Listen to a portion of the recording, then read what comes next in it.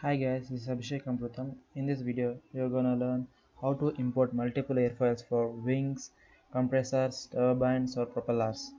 Let's start with Google. Type airfoil tools, enter. In airfoil tools, this is the database of different airfoils. Um, the airfoil is a cross section of any wing or turbine or compressor or a propeller, whatever the propeller it may be, and whatever the wing may be. The cross section of that section that wing or a propeller is an airfoil section. In airfoil tools we are gonna see different kinds of airfoils. There are different series of airfoils named like Epler, N series, Naka series, S series, Selig series and many more. I'm gonna choose N series airfoil for time being, and typically I will choose a N10 IL airfoil. Click send to airfoil plotter. I think you are a bit familiar with this site, and in this you can change the chord length, radius, origin and pitch angle, etc. Just taking with a default airfoil. Right click on CSV file of coordinates and save link as. I'm gonna save it here, N10 IL CSV to root wing, and I'm gonna change the radius to 100 mm and origin as same, and plot. See, you can see that airfoil got a twist, sorry, it got a bend. Now we can save it as, save link as, and it's got a tip, save. And I want to say one more airfoil. I will take same chord, say I'm increasing the radius, sorry, I'm decreasing the radius to about 70, and airfoil got plotted. The radius of the chord got increased, and next save as, tip 2, save. Now so I will delete the previous files so that you can be so clear about this. Now I have 3 airfoils coordinates, and you must have this GSD point spline loft from Excel. If you don't know where to if you don't have this file, just click in the description below, or just go to my computer's local disk, program files into 86, Dassault Systems V20, Intel A, code and command. In this, search for G, and you can find the GSD point spline loft from Excel file, and just copy it and paste it in on your desktop or your convenient directory.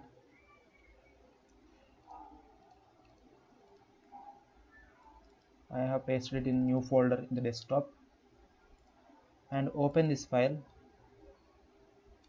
You will find some garbage data in it, and just delete everything except that start curve, start loft and end curve and loft sections. Just move it aside, and 3 columns in this Excel sheet represents X, Y and Z, and they will give the lengths in X, Y, Z directions. A point has a 3 dimensions in common. You can create a point with 3 dimensions X, Y, Z.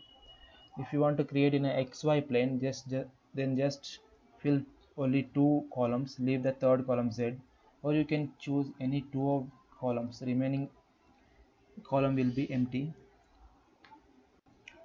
Now just open that file and tip and root. Sorry, okay, just open any one of the file. Okay, under the airfoil surface row, just drag X and Y columns till it reaches the end and copy it and paste it here, or I will take a YZ plane, paste, and I will keep X as 0, and I will drag this 0 till the end and cut this end curve and loft and end and paste it in the end. This is a general procedure for a single airfoil. If you want to do a multiple airfoils, you can do this by changing the X value or any value that is being kept 0. For a there are two possibilities. Let's go with first one. Remove this end and copy this start loft start curve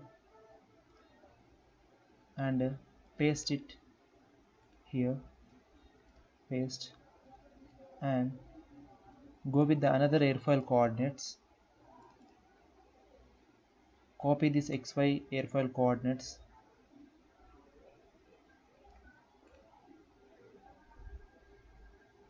copy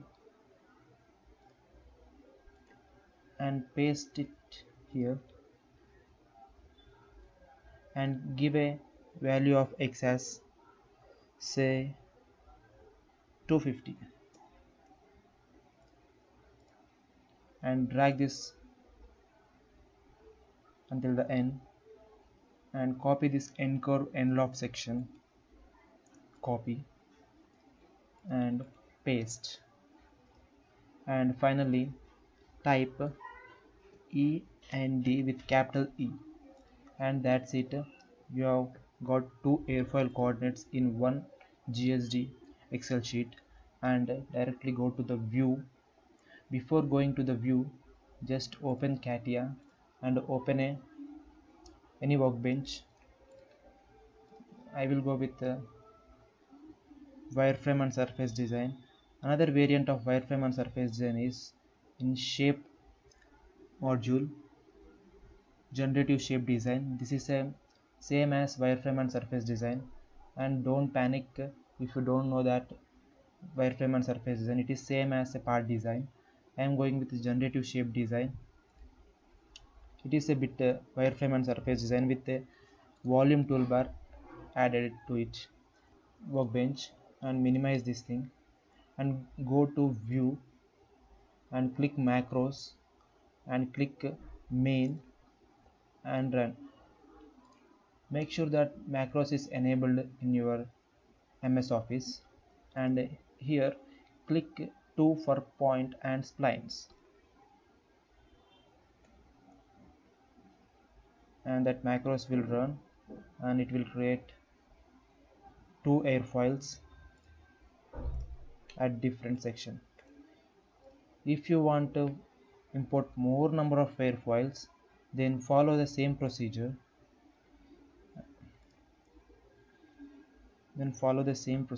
If I want 3 airfoils, then I am deleting this thing, delete, and I am going with end tip.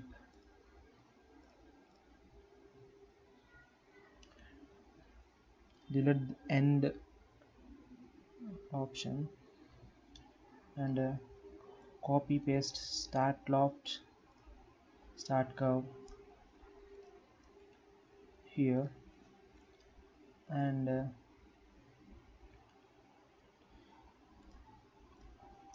copy the coordinates from ntip file, whatever may be the airfoil coordinates you choose, copy it and paste it below. I want to create in YZ section as same as before, and you can create on your own airfoil plane.